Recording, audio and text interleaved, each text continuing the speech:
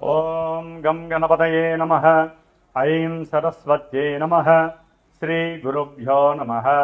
హరి ఓం. వాగర్ధావివ సంపృక్తో వాగర్ధ ప్రతిపత్తయే జగతః పితరో వందే పార్వతీ పరమేశ్వరో. ఓం జ్ఞానానందమయం దేవం నిర్మలస్ఫటికాకృతిం ఆధారం సర్వవిద్యానాం శ్రీహయగ్రీవముపాస్మహే. ఓం ఆదిత్యాయ చ సోమాయ మంగళాయ బుధాయ చ గురుశుక్రశనేభ్యశ్చ రాహవే కేతవే నమో నమః. నవగ్రహ దేవతాయే నమః. వీక్షిస్తున్నటువంటి ప్రేక్షకులందరికీ కూడా శ్రీ పరాభవనామ సంవత్సర శుభాకాంక్షలు.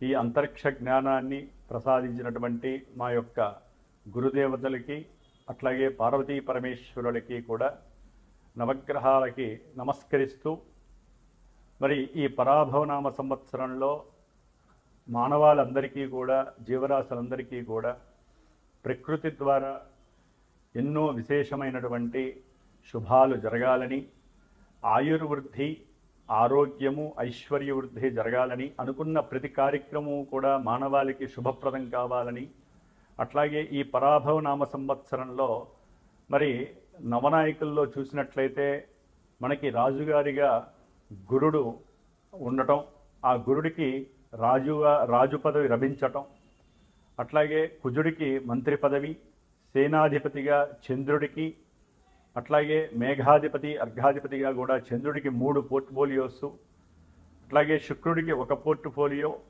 బుధుడికి 1 పోర్ట్ఫోలియో లభించినాయి. శని భగవానుడికి మాత్రము ఎటువంటి అధికారము లభించలేదు. ఏది చూసినా కూడా నవనాయకుల్లో విశేషముగా ఎక్కువ మందికి శుభగ్రహాలకి ఆధిపత్యం లభించడం వలన శుభాలే కలగడానికి అవకాశం ఉంది. అట్లాగే వర్షలగ్న కుండలి ప్రకారము మీనలగ్నమైంది, జగర్లగ్న కుండలి ప్రకారము మిథున లగ్నమైంది.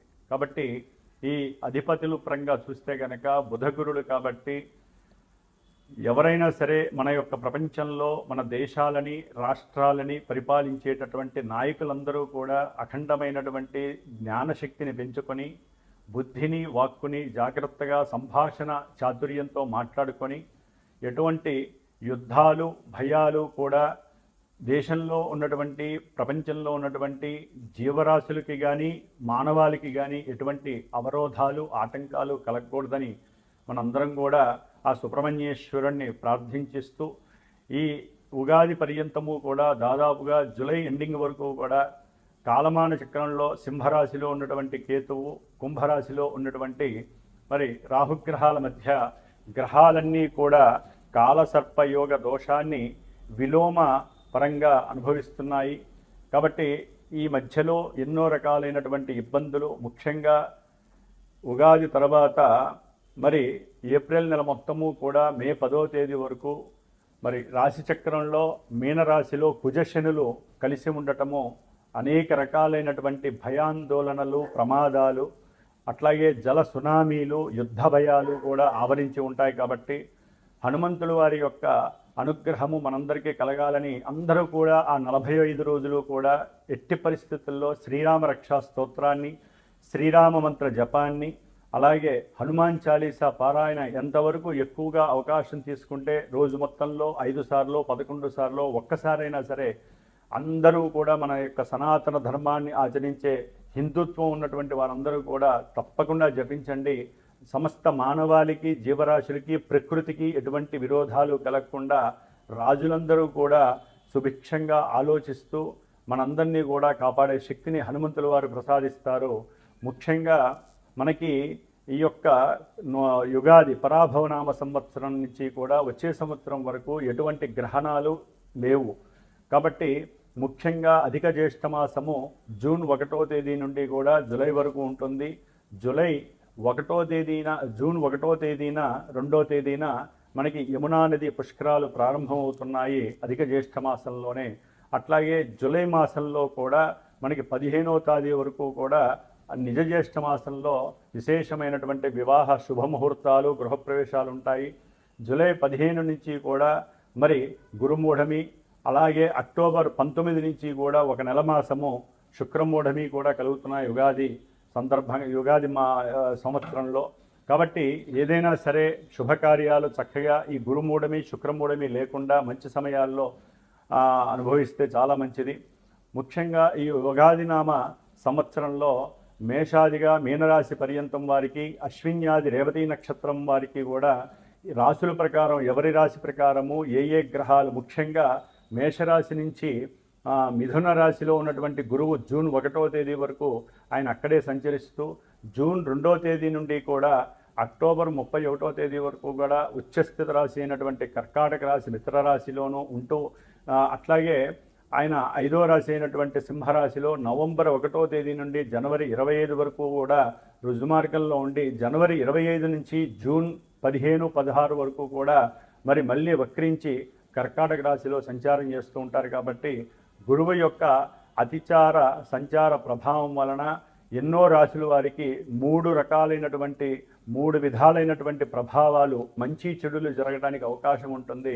మరి ఆ యొక్క గురువు యొక్క అతిచార ప్రభావం తొలగాలంటే ఎక్కువగా గురు దత్తాత్రేయుని వారి యొక్క చరిత్రను కానీ, లేకపోతే దక్షిణామూర్తి వారి యొక్క పూజలు హోమాలు కానీ చేసుకోవడం ద్వారా నిత్యము కూడా అందరూ కూడా ముఖ్యముగా గురువుకి సంబంధించినటువంటి, శనికి సంబంధించినటువంటి విష్ణు సహస్రనామ పారాయణ ఎవరైతే చేస్తారో నక్షత్ర దోషాలన్నీ కూడా తొలగిపోయి శుభప్రదమైనటువంటి వివాహ యోగాలు కానీ, విద్యా యోగాలు, సంతాన యోగాలు, అట్లాగే గృహయోగాలు కలగడానికి అవకాశాలు ఉన్నాయి.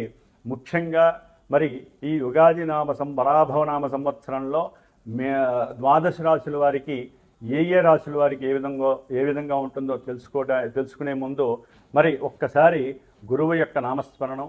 ఓం గురవే సర్వలోకానాం భిషజే భవరోగిణాం నిధయే సర్వ విద్యానాం శ్రీ దక్షిణామూర్తయే నమో నమః. వృశ్చిక రాశి శ్రీ పరాభవనామ సంవత్సరంలో వృశ్చిక రాశి వారి యొక్క గోచార స్థితిలో ఉన్నటువంటి గ్రహాలని ఆధారంగా చేసుకొని వీరికి ఈ సంవత్సరం అంతా ఏ విధంగా ఉంటుంది, అట్లాగే ఈ సంవత్సరంలో ఈ వృశ్చిక రాశి వారికి ఆదాయము, వ్యయము, రాజపూజ్యము, అవమానాలు ఏ విధంగా ఉంటాయి, అసలు ఈ వృశ్చిక రాశిలో ఉన్నటువంటి నక్షత్రాలను కనుక మనం గమనించినట్లయితే విశాఖ నక్షత్రము 4వ పాదము, అనురాధ నక్షత్రము 1, 2, 3, 4 పాదాల వారు, జ్యేష్ఠ నక్షత్రము 1, 2, 3, 4 పాదాల వారు. ఈ నక్షత్ర జాతకులు, ఈ నక్షత్ర సముదాయం కలిగినటువంటి ఈ యొక్క అంతర్గత రాశి అయినటువంటి ప్రమాదకారి అయినటువంటి మరి ఎన్నో లోతుల్ని దాచుకున్నటువంటి ఈ యొక్క వృశ్చిక రాశి వారికి ఆదాయము గనక గమనించినట్లయితే ఆదాయము చాలా అధిక మొత్తంలో 11, వ్యయము 5గా ఉంటుంది. రాజపూజ్యము 2, అవమానము 6గా తెలియవస్తోంది.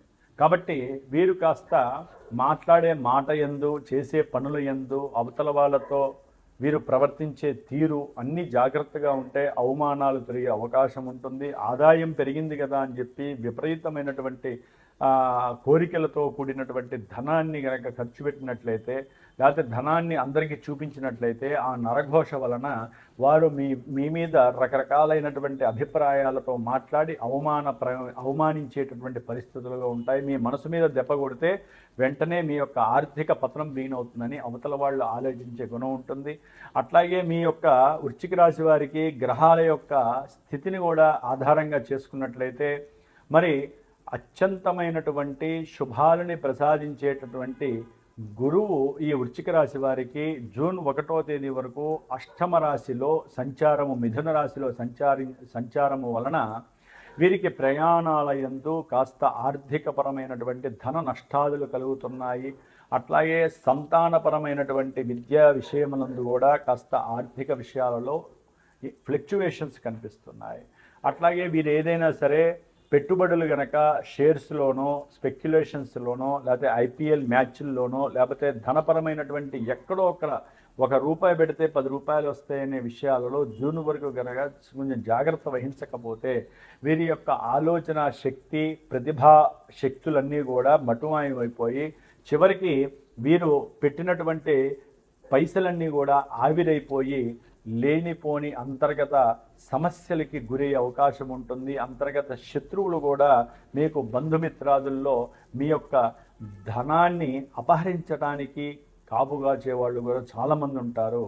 కాబట్టి ఎవరికైనా సహాయ సహకారాలు చేసేటప్పుడు గృహంలో కాస్త భార్యని కానీ లేకపోతే భార్య భర్తని కానీ లేకపోతే పిల్లల్ని కానీ పెద్ద పిల్లలైతే వారిని కానీ సంప్రదించి మీరు ఎవరికి ఇస్తారో వారికి ఇవ్వండి. అంతర్గతంగా సహాయం చేశాము గుప్త లక్షణం అని చెప్పి అనుకుంటే మనకు అది మనకు ఏదైనా సమస్య వచ్చినప్పుడు అవి తిరిగి రావు.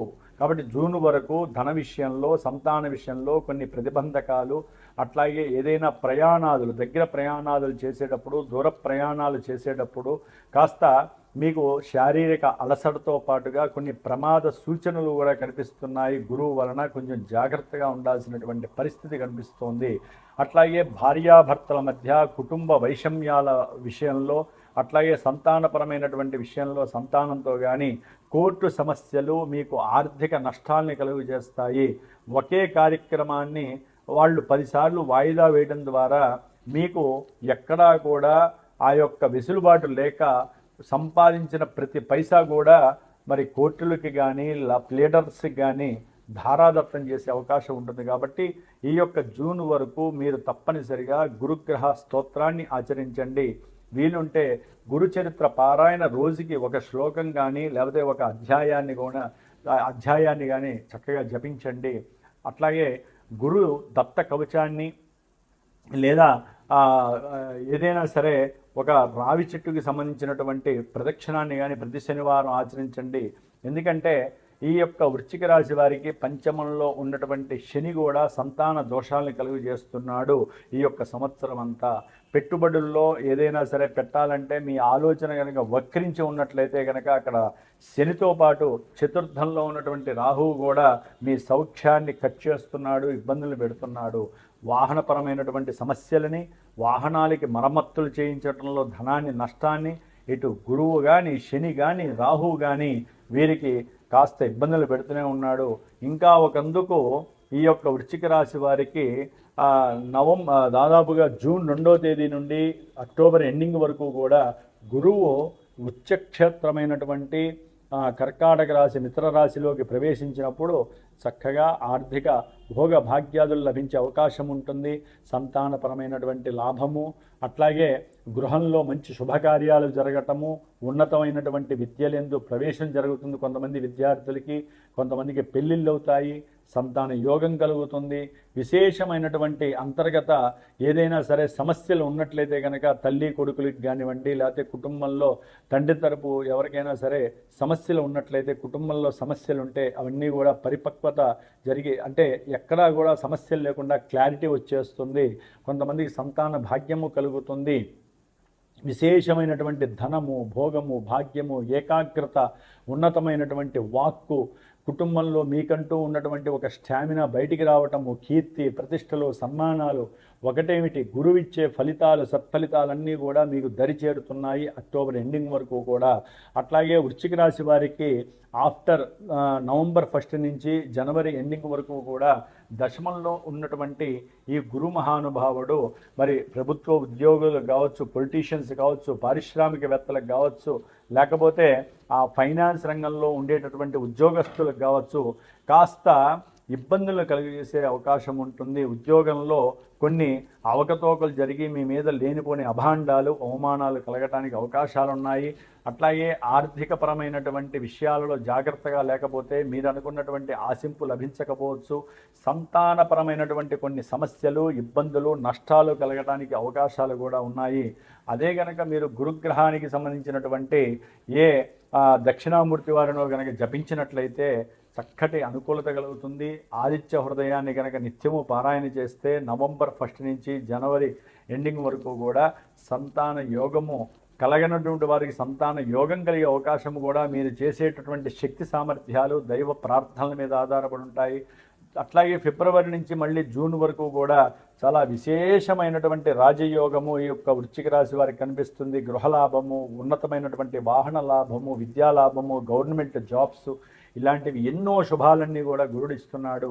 అయితే రాహు అనేటటువంటి వాడు మాత్రము డిసెంబర్ 5 వరకు వృశ్చిక రాశి వారికి ఎవరైనా విద్యార్థులు ఉన్నా గృహపరమైనటువంటి కట్టడాలు కట్టేటటువంటి బిల్డర్స్ ఉన్న రియల్ ఎస్టేట్స్, భూములు అమ్మేటటువంటి రియల్ ఎస్టేటర్స్ కానీ, లేదా వాహనాల్ని ఎప్పుడూ కూడా నడుపుతూ ఉండేటటువంటి ఉద్యోగస్తులు కానీ, వీళ్ళందరికీ కూడా కొంత అసౌకర్యమైన పరిస్థితులు వస్తున్నాయి. కొంతమందికి ప్రమాదాలు జరుగుతాయి, కొంతమందికి ఆటంకాలు, విద్యలో ఇబ్బందులు కలుగుతాయి, గృహ నిర్మాణాలు కట్టే ఆగిపోతాయి. డిసెంబర్ 5 తర్వాత మళ్ళీ అవి ఊపందుకుంటాయి. చక్కటి మేధస్సు కలుగుతుంది. చేసే ప్రతి కార్యక్రమంలో రాహు మీకు తోడుగా ఉండే అవకాశం లభిస్తుంది. మీకున్నటువంటి ఏకాగ్రత కావచ్చు, ప్రణాళిక రచనలు కావచ్చు, మీకున్నటువంటి ముందు చూపు కావచ్చు, మిమ్మల్ని ఎంత దూరమైనా తీసుకెళ్ళి కీర్తి ప్రతిష్టలు ఇచ్చేటటువంటి పరిస్థితి రాహు కలుగు చేస్తున్నాడు. అయితే డిసెంబర్ 5 వరకు వృశ్చిక రాశి వారికి దశమంలో ఉన్న కేతువు చక్కగా వృత్తి ఉద్యోగాదుల్లో అనుకూలిస్తున్నాడు. చక్కటి ఆర్థిక ధనలాభాదులతో పాటుగా కీర్తి ప్రతిష్టలను ఇస్తున్నాడు. భాగ్యంలో ఉన్నటువంటి కేతువు తల్లి తండ్రి యొక్క ఆరోగ్యం వలన మీకు ధన నష్టాన్ని కలుగజేసే అవకాశము, భాగ్యహీనత్వాన్ని కలుగజేస్తున్నాడు. ఉద్యోగాల్లో కూడా నష్టాలను కలుగజేయడంలో ఈ కేతు ఉంటాడు. కాబట్టి డిసెంబర్ 5 తర్వాత వృశ్చిక రాశి వారు ఏదైనా సరే ఇబ్బందులు కలిగినప్పుడు తప్పకుండా గణపతిని నిత్యము గరికతో ఆరాధించండి, కొబ్బరి నూనెతో దీపారాధన చేయండి, కేతువు యొక్క జపాన్ని ఆచరించండి, ఉలవలు దానం ఇవ్వండి. 7 కిలోలు చక్కటి ఉపశమనం కలుగుతుంది. ఏదేమైనప్పటికీ ఈ యొక్క వృశ్చిక రాశి వారికి ఈ సంవత్సరం అంతా చూసినట్లయితే కనుక గురువు యొక్క అనుకూలత సాధ్యమైనంత వరకు మధ్యలో ఎప్పుడైతే జూన్ 1 నుంచి నవంబర్ 1 వరకు, ఫిబ్రవరి నుంచి మళ్ళీ జూన్ వరకు మాత్రమే అత్యంత యోగదాయకంగా నడుస్తోంది. ఆ సమయంలోనే ఎవరైనా సరే శుభాలు చేసుకోవడానికి అవకాశాలు ఉంటాయి. శనికి, రాహుకి, కేతువుకి, మరి సాధ్యంత వరకు గురువుకి కూడా 4 గ్రహాలకి కూడా మీరు జపతపాదులు చేయించుకొని తప్పకుండా మృత్యుంజయ పాశుపత రుద్రహోమాన్ని శని రాహువుల కోసం చేసుకుంటే ఎన్నో అపాయాలు మీకు దగ్గర రాకుండా ఉంటాయి. అట్లాగే దక్షిణామూర్తి యొక్క జపాన్ని, అట్లాగే దత్త చరిత్ర పారాయణని చేయించుకొని ఆ జపతీర్థాన్ని రక్షణ కట్టుకున్నట్లయితే ఆర్థిక, సంతాన, గృహ, వాహన, ఉద్యోగ విషయాలలో మీకు తిరుగు లేకుండా వారిద్దరూ మిమ్మల్ని కాపాడే శక్తి లభిస్తుంది. ఏదేమైనప్పటికీ గోచార స్థితి మానసికంగా మాత్రమే కొంతవరకు ప్రభావితం చేసేది గోచారము.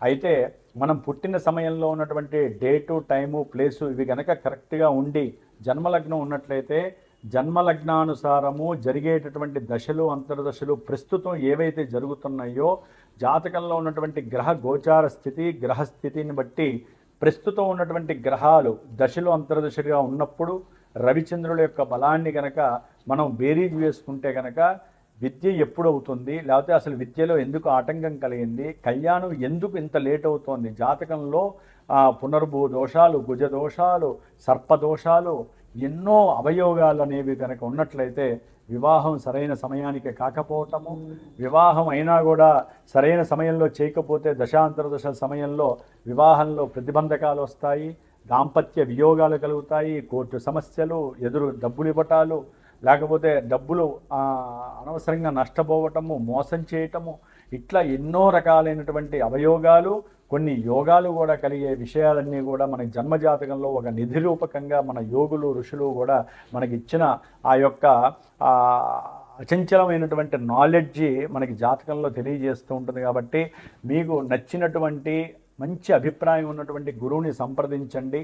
మీకు ఏదైనా ఇబ్బందులు ఉన్నట్లయితే మీ జాతకాన్ని వారికి ఇచ్చి చూపించుకొని చక్కగా జాతక విశేషాలు తెలుసుకొని ఏ రకమైనటువంటి పరిష్కారాలు జాతకంలో ప్లస్ ప్రజెంట్ ఉన్న గోచారాలు రెండు కలిపి చక్కగా చేసుకొని ఒక అస్త్రంలా కనుక ఉపయోగించినట్లయితే తప్పకుండా మీకు శుభం జరుగుతుంది. సరే, ఇవన్నీ లేనటువంటి వాళ్ళు ప్రశ్న జ్యోతిష్యం ద్వారా మీ సరైన గురువుని కనుక సంప్రదిస్తే ఆ సమయం కూడా మీకు శుభాలు జరుగుతాయా, అసలు మీరు అనుకున్న కార్యక్రమాలు జరుగుతాయా లేదా అనే విషయాలు గ్రహాలు ఆ సమయానుసారం మీకు తెలియజేస్తాయి. కాబట్టి ఈ యొక్క వృశ్చిక రాశి వారు ఈ పరాభవనామ సంవత్సరంలో గురుబలం చేత మిగతా గ్రహాలు ప్రతికూలంగా ఉన్నా వాటికి తగ్గ పరిష్కారాలు చేసుకొని ఆనందదాయకంగా ఉండాలి. ఓం నమో నారాయణాయ. ఓం శ్రీ గురు దక్షిణామూర్తయే నమో నమః.